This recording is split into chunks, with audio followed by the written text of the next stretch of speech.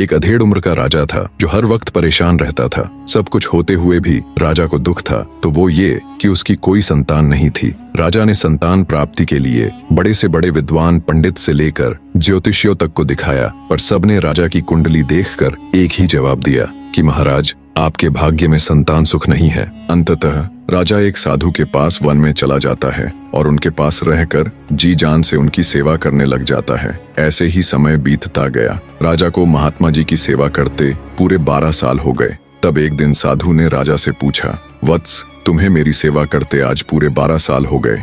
इन 12 सालों में न कभी मैंने तुमसे तुम्हारे यहाँ आकर मेरी सेवा करने का उद्देश्य पूछा और न ही कभी तुमने मुझसे कुछ मांगा। मैं तुम्हारी सेवा से बहुत प्रसन्न हूँ, मांगो जो भी मांगना चाहते हो। तब राजा ने हाथ जोड़ साधु महात्मा जी से कहा, महाराज, मुझे किसी चीज की कोई कमी नहीं है, बस कमी है तो एक संतान की। अगर आप मुझे कुछ देना ही चाहते हैं तो मुझे संतान प्राप्ति का आशीर्वाद दीजिए। तब साधु महाराज ने कुछ देर ध्यान लगाया और बोले, वत्स, तुम्हारे भाग्य में तो संतान सुख है ही नहीं, पर चूंकि तुमने मेरी 12 साल तक सेवा की है तो तुम्हें खाली हाथ तो नहीं भेजूंगा। बेटा, मैं तुम्हें संतान प्राप्ति का आशीर्वाद तो दे दूंगा, पर तुम्हें जो पुत्र होगा उसकी आयु केवल 20 वर्ष की ही होगी। महात्मा जी की बात सुन राजा बोला, हे साधु महाराज, 20 वर्ष ही सही, हमें संतान सुख तो मिलेगा। और वैसे भी महाराज, मेरी आयु 60 वर्ष की तो हो ही चुकी है, 20 वर्ष तक तो शायद मैं भी जिंदा न रहूं। इसलिए हे महाराज, कृपया मुझे संतान प्राप्ति का आशीर्वाद दीजिए। राजा की बात सुन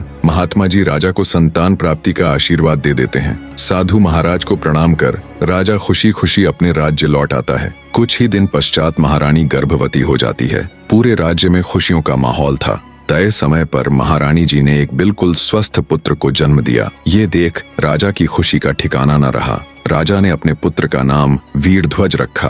वीरध्वज जब थोड़ा बड़ा हुआ तो राजा ने उसको शिक्षा ग्रहण करने के लिए बाहर भेजने की बजाय राजमहल में ही उसकी शिक्षा की व्यवस्था कर दी। समय बीतता गया।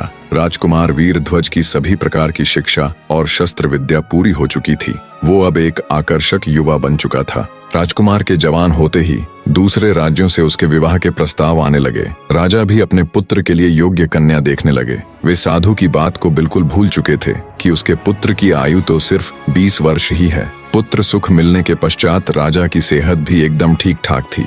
जब उसके पुत्र का 20वां साल लगा तब राजा को साधु की बात याद आई। बात याद आते ही राजा फिर चिंता में रहने लगा। जब रानी को राजा की चिंता का कारण पता चला तो वो भी चिंतित हो उठी। फिर कुछ सोचकर रानी बोली, महाराज, आपको फिर से उन्हीं महात्मा के पास जाना चाहिए। वो अवश्य ही इस समस्या का कुछ हल जरूर बताएंगे। राजा को रानी की बात बिल्कुल ठीक लगी। राजा तुरंत वन की ओर निकल पड़ता है।